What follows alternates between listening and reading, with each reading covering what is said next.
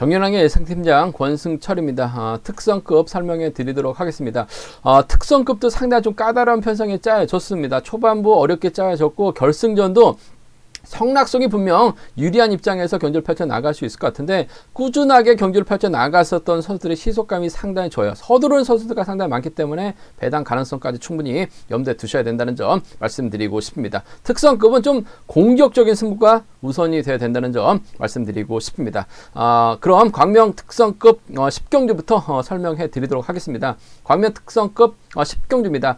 이번 최종근이 득점에서 앞서 나가고 있습니다. 득점 앞서 나가고 있다고 최종근을 인정할 수 있는 분위기는 아닌 것 같습니다. 아무래도 최종근보다는 저력 있는 7번 이영구가 유리한 입장에서 견주를 펼쳐 나갈 가능성이 상당히 높죠. 전일 솔직히 이영구 줄 끊어지는 줄 알았었는데 3단으로 쫓아가는 모습을 보여줬어요. 나름대로 컨디션이나 몸 상태는 나쁘지 않았었던 것 같습니다. 그 점 때문에 득점 높은 최종근보다는 저력 있는 선수입니다. 이영구가 인정받을 가능성이 상당히 높아요. 아무래도 이영구가 득점 높은 최정구가 전략적인 타협점을 찾아 나간다면요, 두 선수의 동반 입상 가능할 것 같은데 이영구가 아직까지는 자력까지는 몸 상태를 만들지 못한 것 같습니다. 선수 노조의 집행부다 보니까 아무래도 여러 가지 행사를 주도해야 돼요. 훈련량이 떨어질 수밖에 없습니다. 따라가는 경주는 가능할 것 같아요. 하지만 힘을 쓰는 경주는 아직까지는 부담스럽다는 점, 최종으로 체크 나아갈 이유도 없어요. 그 점 때문에 전 개인적으로 5번 유태복의 시속감이 상당히 좋기 때문에 이연구가 유태복을 활용해 나가는 작전 펼쳐 나갈 가능성 상당히 높을 것 같습니다. 3번의 동반 입상이 괜히 있는 거 아니죠.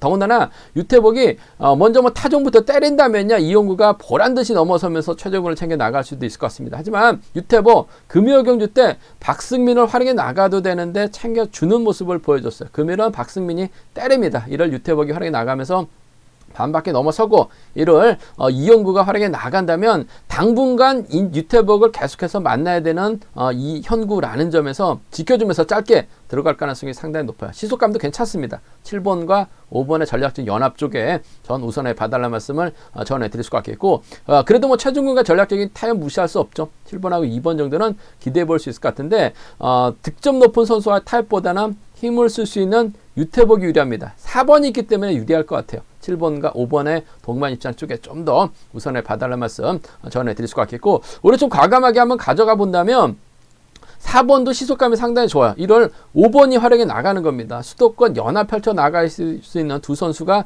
앞선 주도권 잡아 나가고 이영구가 방심하죠. 그렇게 된다면 4번을 활용해 나갈 5번의 직선 취입발이 충분히 나올 수 있어요. 그 점 때문에 5번하고 4번의 동반 입상이라든지 호미권에서 따라 나설 수 있는 김원진의 마크 가능성도 있죠. 5번하고 6번 정도는 노려볼 수 있을 것 같습니다만 아무래도 이번 편성에서만큼은 7번과 5번이나 7번과 2번의 동반 입상 2번 챙겨줄 이유는 없을 것 같아요. 5번의 시속감 여부에 따라서 이영구의 작전이 좀 달라지지 않을까 생각해 볼 수가 있겠습니다.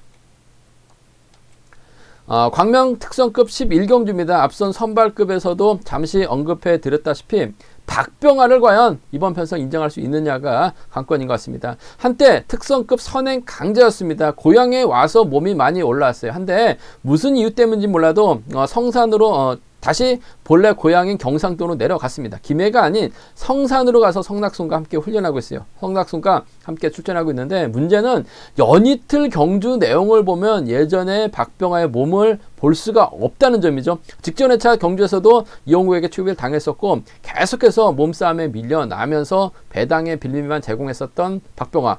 득점은 월등하게 앞서 나가고 있습니다. 인정받는다면요 쉽게 갈 수 있어요. 하지만 이번 편성도 잘 본다면 배당이 만들어질 수가 있을 것 같은데 박준성이 때리고 정태양이 몰고 갑니다. 이태호가 박병아 흔들어 버린다면 정태양이 그대로 버텨내면서 박병아 또다시 죽을 가능성도 상당히 높기 때문에 박병아를 인정하는 차권하고 박병아를 아예 빼는 차권으로 공략해 볼 수 있다는 점 말씀드리고 싶은데, 일단은 득점이 있죠. 박병아라는 네임밸류가 있습니다. 그 점 때문에 연이틀은 강자들이 있었어요. 하지만 지금은 박병아가 강자이기 때문에 인정받는 데 있어서 어려움 없을 것 같습니다. 3번이 때립니다. 1번이 활약에 나간다면 저치기까지 나설 만한 입장은 못 돼요. 정태양도 타이밍 잡으면 시속감이 상당히 좋습니다. 1번하고 3번이 아무래도 좀 유리하다는 점 말씀드릴 수가 있겠고, 이태호 전일도 들이댔어요. 금요경주 때는 완전히 밀어버렸습니다. 그 점 때문에 이번 편성 쫓아간다면 아무래도 1번과 2번 정도는 가능할 것 같은데 전 3번이 좀 더 유리할 것 같아요. 박준성 때문에 유리할 것 같습니다. 1, 3이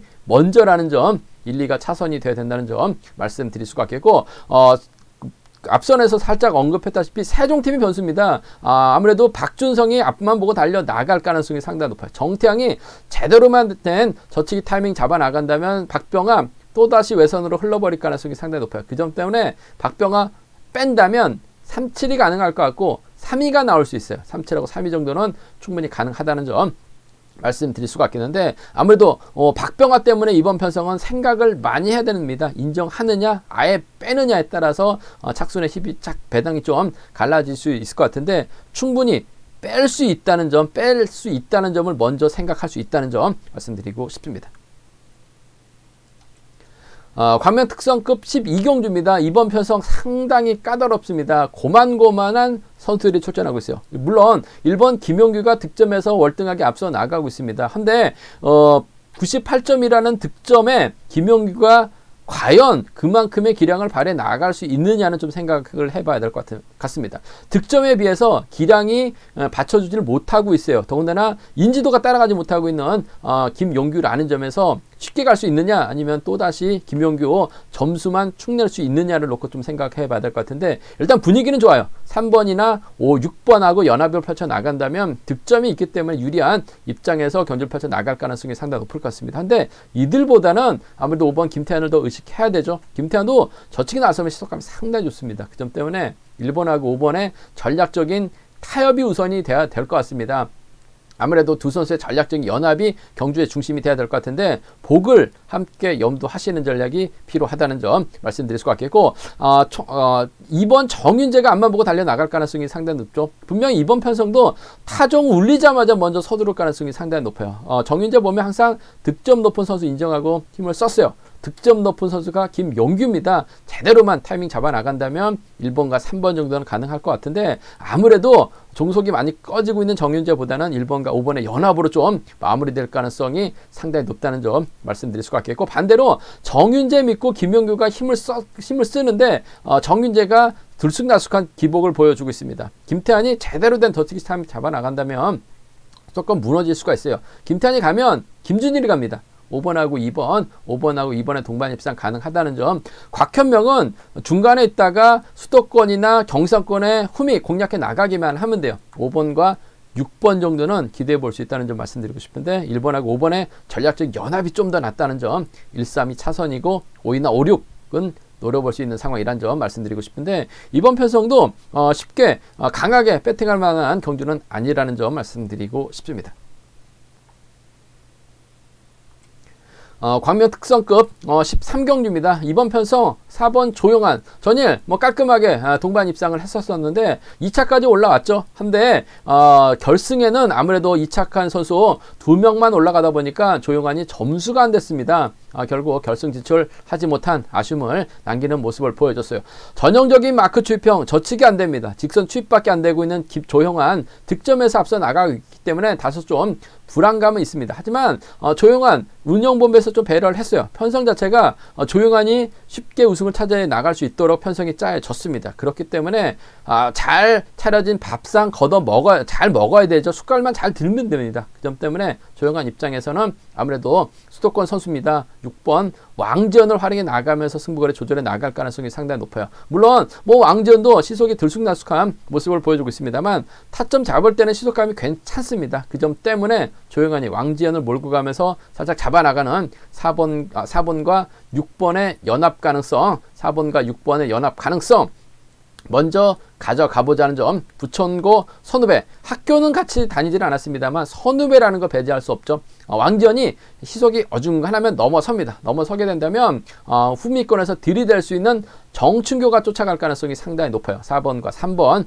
정도는 충분히 가능하다는 점 말씀드리고 싶은데 조용한이 크게 넘어야지만 정춘교가 따라갈 수 있는 상황인 것 같습니다. 왕지연 철저하게 지켜줄 가능성이 상당히 높기 때문에 저는 4번과 6번이 먼저라는 점, 4번과 3번은 차선으로 가져가 볼 수 있다는 점 말씀드릴 수가 있겠고, 뭐 수도권이 많기 때문에 뭐 큰 이변 가능성은 기대하기는 어려울 것 같습니다만, 가끔 가다가 이번 이성민이 후미권에서 날라오면서 배당을 좀 많이 만들어냈어요. 그 점 때문에 좀 과감하게 한번 노려본다면, 추입형인 조용한이 강자로 나서고 있는 편성이라는 점에서 노려본다면요, 뭐 3번과 2번이라든지 3번과 7번입니다. 3번, 2번이나 3번, 7번은 좀 노려볼 수 있을 것 같은데, 이변 기대하기는 어려울 것 같습니다. 원체 조용한 직선 추입이 좋고 연대가 좋아요. 4번, 6번이나 4번, 3번 안에서 해답이 좀 나오지 않을까 생각해 볼 수가 있겠습니다.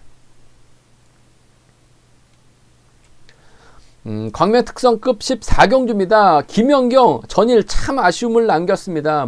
머리만 치면 결승 갈 수 있어요. 한데 시속도 빠른 경주가 아니었었는데 좀 병주를 타서 그런지 몰라도 직선에서 차는 나왔어요. 한데 차는 나왔는데 최래선에게 잡히면서 2차권에 만족했습니다. 점수가 안 됐어요. 그러다 보니까 김현경이 결승 가지 못하면서 아쉬움을 남긴 모습을 보여줬습니다. 결승 갈 수 있는 자리에서 결승 가지 못하면서 아쉬움을 남겼었던 김현경. 하지만 뭐 편성에서 여유가 있기 때문에 김현경의 강공 승부 우승은 무난해 보인다는 점 말씀드리고 싶습니다. 김현경 입장에서는 힘쓸 수 있는 선수 최대한 활약이 나갈 가능성이 상당히 높죠. 원래는 코로나 이전이라고 한다면 조봉철과 연합이 가능합니다. 한데 조봉철 선발급 선수들 시속도 안 나오고 있어요. 그 점 때문에 조봉철보다는 아무래도 요즘 잘 나가는 3번 김범수가 힘을 쓰고 김연경이 몰고 간다면 뭐 세종과 도안팀 과거 유성에서도 잠시 훈련했었던 두 선수 때리고 추입이 충분히 가능합니다. 그만큼 김연경이 지켜줄 수가 있어요. 후미에서 나올 만한 선수 눈을 씻고 찾아볼 수가 없습니다. 김범수의 선행감만 괜찮다면 철저하게 짧게 가져가는 충청권 완승이죠. 4번과 3번 동반 입상 매우 기대가 된다는 점 말씀드릴 수가 있겠고, 문제는 4번이 3번을 뒤에다 붙이고 이명현을 활약해 나갈 수는 있을 것 같습니다. 동반 입상 경험도 많고 이명현이 조금씩 자신감을 찾아 나가려고 할 것 같아요. 이번 편성 힘을 써서 버텨내면 확실하게 자신감을 얻을 수가 있고, 또 나중에 또 김연경의 도움을 받았기 때문에 이명현이 또 김연경 만나면 또 과감하게 힘을 쓸 수도 있는 상황인 것 같습니다. 4번하고 7번 정도는 뭐 차선 가져가 볼 수 있을 것 같습니다만 4번과 3번 깔끔한 한방 승부로도 한번 노려볼 수 있다는 점 말씀드리면서 4번, 3번, 7번이 단연 독보입니다. 4번, 3번, 7번 3번권 쪽에 우선 하시되, 변수라고 한다면 6번 강성묵 전이 끌어내서 선전을 펼쳐 나갔어요.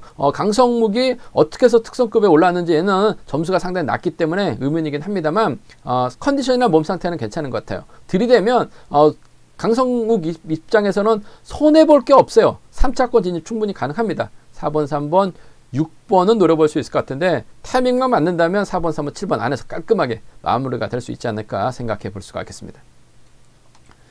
광명 특성급 결승 15경주입니다. 성낙송이 오랜 공백기임에도 불구하고 녹슬지않은 기량을 발휘해 나가는 모습을 보여줬습니다. 함께 훈련하고 있는 박병아 죽을 쓰고 있어요. 반면 성낙송은 뭐 추입형이다 보니까 직선에서 칼추입 나서는 모습을 보여줬습니다. 코로나 이전이라면 성낙송을 중심으로 후착을 찾는 어느 정도 좀 윤곽까지 드러나고 있는 상황인 것 같은데, 문제는 최근 들어서 계속해서 꾸준하게 훈련했었던 선수들 희속감이 원체 좋습니다. 엄정일도 몸 상태가 상당히 좋죠. 양승원도 그렇고 인천도 좋습니다. 여기에 1번 김관이 특성급 선행 강자로 조금씩 올라서고 있기 때문에 성낙송 입장에서는 타겟이 너무 많아요.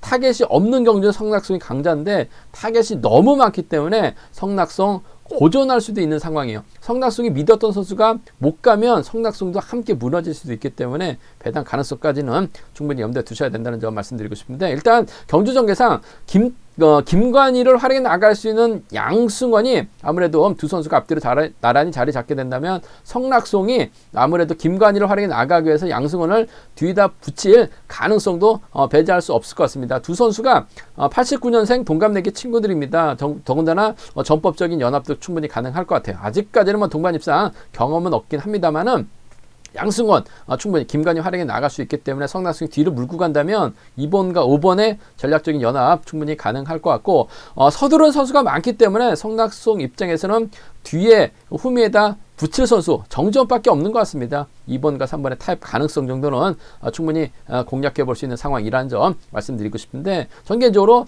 양승원이 좀 땡깁니다. 괜찮을 것 같아요. 김관야도 연합이 가능하기 때문에 2번과 5번이라든지 2번과 3번의 동반 입상 충분히 기대해 볼 수 있다는 점 말씀드릴 수가 있겠고, 앞서 언급했다시피 서두르는 선수가 많아요. 성낙송이 자체 인천을 활약해 나가려고 한다면 김관희가 때리고 양승원이 몰고 가면서 넘어서는 성낙송, 그렇게 된다면 인천 믿다가 죽을 수도 있죠. 고전할 수도 있어요. 그 점 때문에 양승원과 김관희의 전략적인 연합 정도는 양승원과 정재원 정도는 5번과 3번 정도는 성낙송 빠지면 노려볼 수 있기 때문에 5번, 1번이나 5번, 3번 정도는 좀 노려볼 수 있을 것 같습니다만, 그래도 썩어도 좋지 녹슬지 않는 기량 발휘해 나가고 있는 성낙송이 먼저 인정받을 가능성이 상당히 높을 것 같습니다. 근데 제가 말씀드린 것 외에도 변수가 많습니다. 그 점 때문에 과감한 전략도 얼마든지 노려는 볼 수 있다는 점 말씀드릴 수가 있겠습니다. 특성급 경주 여기까지 설명해 드리겠습니다. 부족한 점도 많았는데요. 최대한 적중의 기쁨을 안겨 드릴 수 있도록 또 쉽게 설명해 드리도록 노력을 했습니다. 최대한 좋은 성적 거둘 수 있도록 기원하겠습니다. 감사합니다.